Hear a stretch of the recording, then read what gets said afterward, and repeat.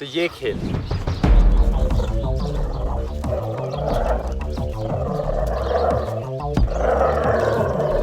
Matter आपके dog को कितना ज़्यादा पसंद है, ये खेल है जो आपको अपने डॉग के साथ कभी भी नहीं खेलना है। मैं इस टाइम पे 5 लोगों के साथ काम कर रहा हूँ जिन्होंने अपने डॉग को बिगाड़ा ही इस खेल की वजह से है। मैं क्यों बोल रहा हूँ कि ये आपको कभी नहीं खेलना अपने डॉग के साथ, बिकॉज अगर आप रेगुलरली इधर पकड़, इसको ले पकड़ो,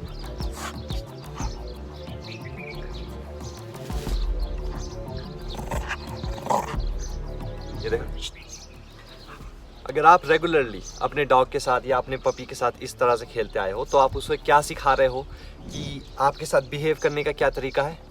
ये अगर आपके अडल्ट डॉग के अंदर भी कोई बिहेवियर इशू है, कुछ भी हो सकता है, वो अग्रेसिव है, डोमिनेंट है, कुछ भी, लेकिन आप घर में उसके साथ ये गेम खेल रहे हो तो आप उसकी जो अग्रेसिवनेस है, उसका जो बिहेवियर है, उसको कम नहीं कर रहे हो, आप उसे और ज़्यादा एनकरेज कर रहे हो इसके थ्रू, क्योंकि अल्टीमेटली वो चाहता ही बाइट करना है और आप उसे ये दे रहे हो।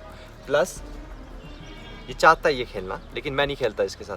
प्लस आप उसको ये बता रहे हो कि आपके हाथ में कोई चीज़ अगर है तो उससे उसे कैसे छुड़ाना है। अब देखो, मैं इसके साथ नहीं खेलता तो ये नहीं छुड़ाएगा बिना मेरे कुछ बोले, है ना। अगर मैं इसे यहाँ भी रख दूँ तो ये नहीं लेगा। तो जो मैं आपको बता रहा था कि जिन लोगों के साथ मैं काम कर रहा हूँ उनके इश्यूज़ क्या हैं, प्ले बाइटिंग, एक पपी जो डोमिनेंट बिहेव कर रहा है, उनकी बात नहीं सुन रहा, बहुत ज़्यादा गुस्सा हो रहा है या अग्रेशन के सिम्टम्स दिख रहे हैं।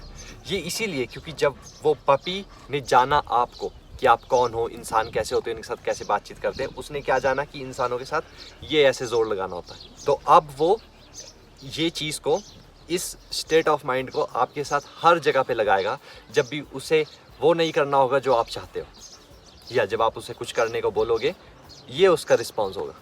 टग ऑफ वॉर खेलने के लिए सबसे ज़्यादा ज़रूरी क्या है कि डॉग के अंदर एक्सेस एनर्जी होनी चाहिए, साथ ही साथ उसका दिमाग हल्का सा इरिटेटेड होना चाहिए। लेकिन अगर एक डॉग इरिटेटेड है, उसके पास एक्सेस एनर्जी है, तो उसके साथ ये मत खेलो, उसे बाहर वॉक पे ले जाओ, वहाँ उसकी जो एनर्जी है उसे चैनलाइज करो।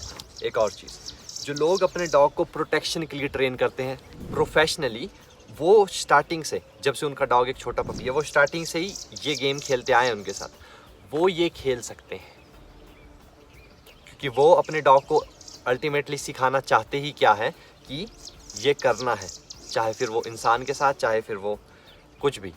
तो पपी होते हुए भी वो कपड़े भी इस तरह के पहनते हैं कि अगर डॉग करे तो उन्हें ना लगे, लेकिन आप प्रोफेशनल नहीं हो, आपको डॉग चाहिए अपने घर के अंदर रखने के लिए, तो उसे ये खेल मत सिखाओ। इसे करेक्ट करने का, अगर आप ये खेलना बंद करना चाहते हो तो इसे करेक्ट करने का मैं आपको तरीका बताता हूँ कि वो क्या है, कैसे एक टॉय इफेक्टिवली लेना है।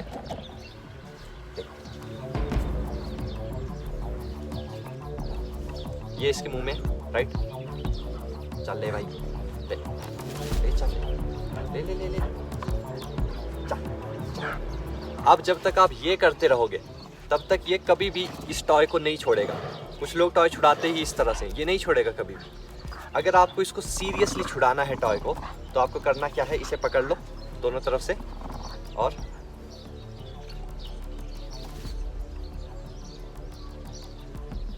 छोड़ देगा वो।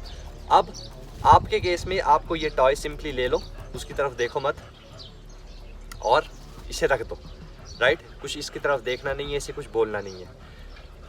अगर आप ये खेलना चाहते हो एक स्ट्रक्चर्ड वे में अपने डॉग के साथ, तो इसने एक बार छोड़ दिया, फिर उसे ये दे दो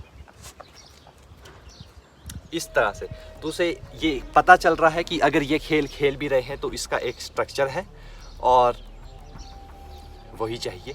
खेल वॉक के बिना नहीं होना चाहिए। ये खेल वॉक का रिप्लेसमेंट नहीं है, कोई भी खेल वॉक का रिप्लेसमेंट नहीं है। वॉक करवाओ अच्छी खासी, और इस खेल की जगह आप हाइड एंड सीक खेल सकते हो, फेच खेल सकते हो।